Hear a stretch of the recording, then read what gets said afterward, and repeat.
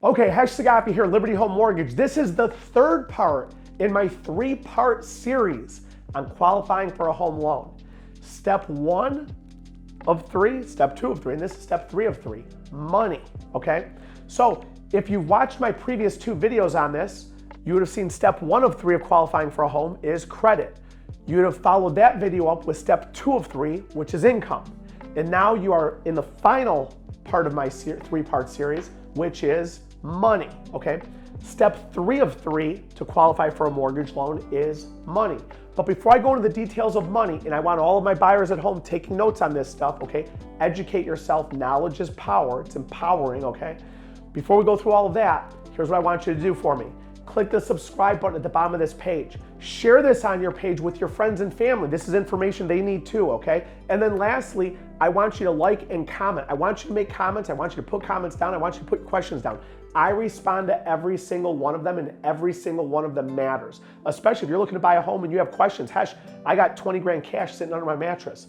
You better watch out. Those 87,000 IRS agents they hired might be coming for it. They might get to your door before I do. But anyways, that's beside the point. Let's go into step 3, okay? Step 3 of 3 of qualifying for a mortgage is money.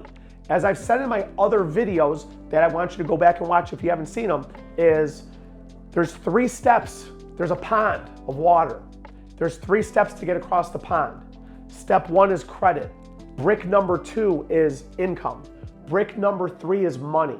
To get to the other side, you've got to cross all 3 of them, okay? You watched my first 2 videos, you crossed the first 2, now you're going on to that 3rd and last step, money. When it comes to buying a home, it takes a little bit of money.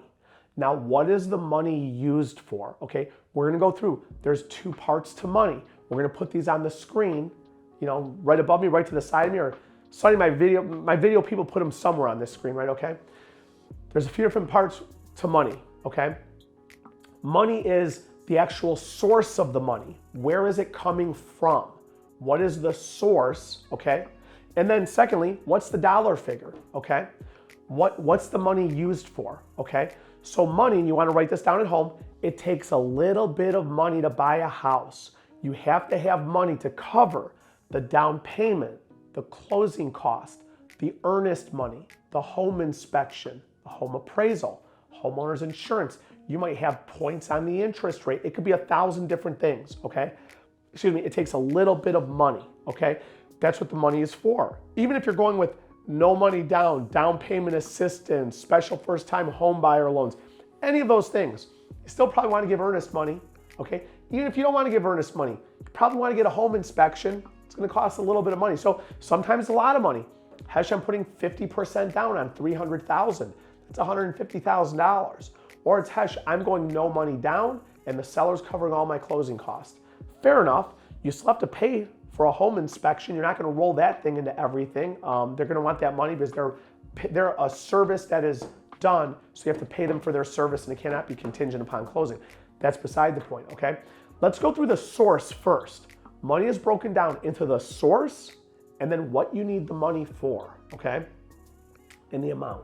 Let's go with the source first. Where is the money coming from? When it comes to the money I need you to have $10,000, okay? When it comes to the money, I'm gonna ask you, where are you getting the money from? Where are you getting the money from, okay? Now, this is where it's so important.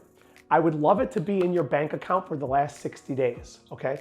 Unfortunately, that does not exist in this world I live in called reality. In fantasy world, everybody I talk to is sitting on the cash sitting in their bank account, okay? But in reality, it just doesn't work like that. It's sitting in your 401k. Maybe you're sitting here saying, Hesh, I've only got $1,000 in my bank. I've got to get up to $7,000. I'm going to save it from my paychecks from work. That's fine, okay? The source of the money, my question is, where is it coming from? It's coming from work. It's coming from your 401k. It's coming from your parents, which is a gift. It's coming from your brother, your sister, your uncle, your grandparents. Your parents are using a home equity line of credit, okay? It's coming from an IRA. You inherited the money. You sold a car or something like that, and you gotta be real careful with that stuff, okay? When you start selling property to make up the money, that's the source. You've gotta make sure we can verify it. Here's 2 things to keep in mind, everybody.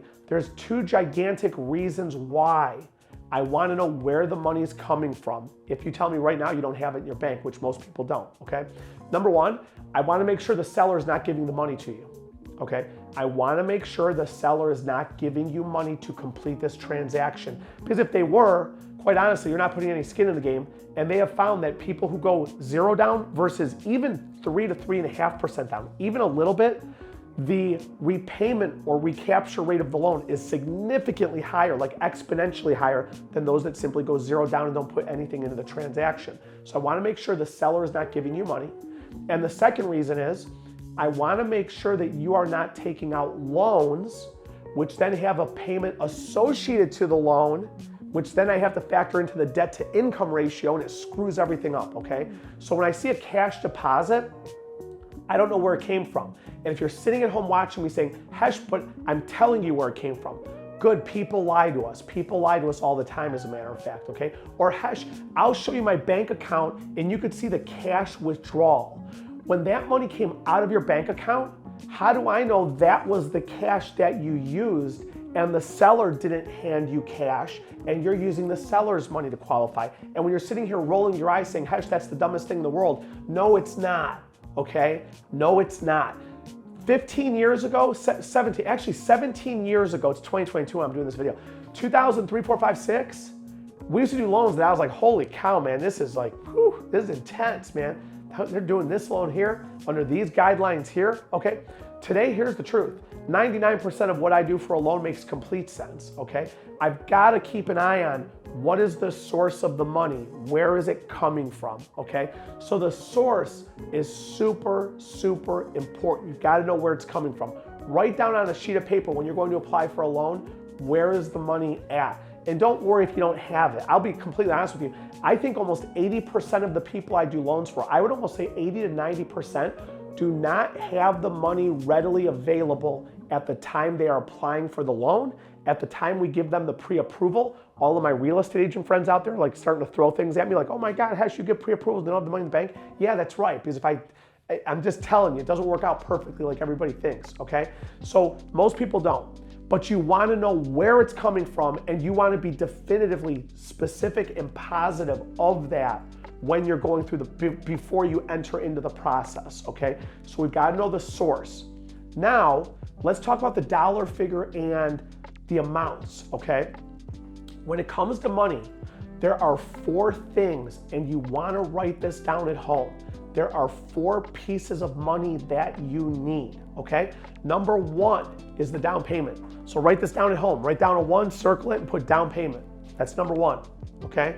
These are the dollar figures. And again, you could be buying in New York City. I'm not licensed in New York, but we submitted our application like a year ago, but I heard it's like 2 to 3 years to get your license. I'm like, oh my God, okay?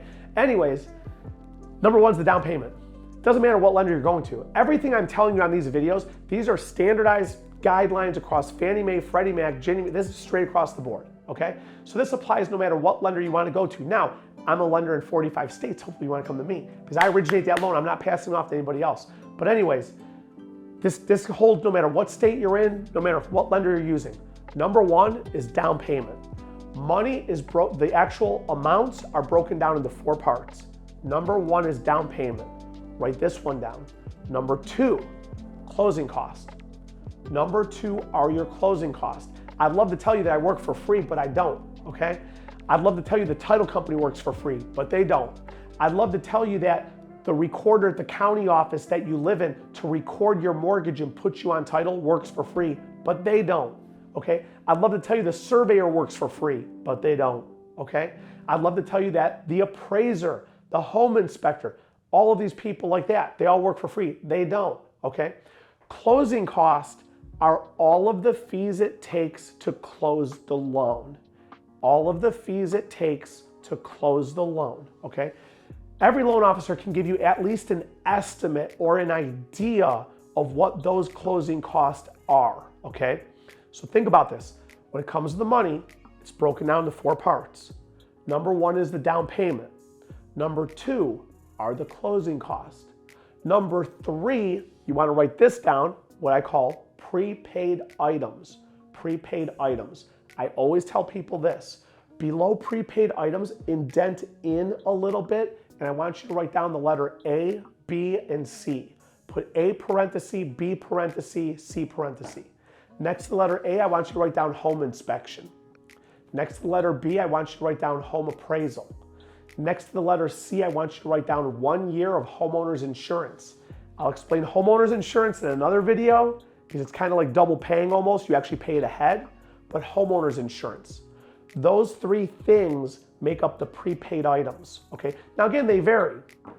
If you're watching this video and you're in North Dakota, I had an appraisal in South Dakota that was actually like $1,500. There was a couple years ago that in Texas, they had like the Great Texas Freeze of the Century or something like that. For that window of time when you couldn't get gasoline in Texas, I was ordering appraisals that were $1,500 because appraisers were saying, if I'm gonna drive my car to this house and those comparables, I gotta get paid for it because gas doesn't even exist anymore, okay? So those fees vary based on what house you're in, where you're located. Are you rural? Are you in the middle of nowhere? You're 100 miles away from anybody, whatever it is, and just the market conditions overall. But those are the three parts to the prepaid items: inspection, appraisal, insurance. Lastly, number 4, because there's 4 parts to the money. Number 1 is down payment. Number 2 is closing cost. Number 3 are prepaid items. And number 4, those are your escrows. Escrows, E-S-C-R-O-W-S. Those are your escrows, okay? Escrows are money that we in my industry set aside to pay other bills. What other bills? Well, property taxes for one, homeowner's insurance for another, okay? Mortgage insurance, things like that also. But let's just cover property taxes, okay? Different states have different due dates and different dollar figures for property taxes. You want high property taxes? If you're in northern New Jersey, holy Toledo, man, what are those people thinking? If you're on the east side of Cleveland, Ohio, I mean, my God, I mean, it's, you go into Cleveland Heights University, Shaker Heights, some of these places there. You go into South Carolina, places off the coast, or you go into certain parts of Nebraska, not even certain parts, but every state has them. Property taxes range from super high to super low, okay? And the due dates on those bills are different. The state of Florida has its property tax bill come out once a year. The state of Ohio has it come out twice a year. The due dates are different, okay? Different states have different due dates and different time and different ways that they calculate. The state of Michigan has summer taxes and winter taxes, okay? So different states and different parts of states are just set up differently, but those bills are due. We have to collect money at the time of closing and put it into that account to be ready when those bills come due. A loan officer who's doing your loan can give you a very good idea of what those amounts are at the time that you're talking about doing the loan, okay? So keep in mind, when it comes to the money, there are 4 parts, okay? It's the down payment, the closing cost, the prepaid items, and the escrows, okay? Those are the 4 parts to the money. There's also the source of the money. Where are you getting all of that money from? Where is it coming from? Is it coming from your grandparents, your parents, somebody like that? This that I've given you, this is step 3 of 3 of qualifying for a mortgage loan. This ends my series on the 3 steps it takes to qualify for a mortgage loan. Step 1 was credit, step 2 was income, and this video was step 3. Here's what I want you to do. Maybe you saw this video first and you didn't see the first 2. Go to my YouTube page, but make sure you subscribe to my YouTube page and go find those other 2 videos, which are all side by side with this one, as a matter of fact, and catch up on those 2. Take notes, write this stuff down. I want to hear your comments. If you have questions, Hesh, I have a shoebox of cash. Hesh, can my friend give me the money for the down payment? Hesh, how much money can the seller cover for the closing costs and things like that? My property tax bills are set up like this. How much should I do? There's 1,000 different problems you're going to run into. Everyone has a unique scenario, okay? Thanks so much for watching. This has been step 3 of 3. Like, comment, share, and definitely subscribe to my YouTube page. And make sure you catch my other videos over similar topics like this, and I'll be seeing you on the videos. Thanks so much.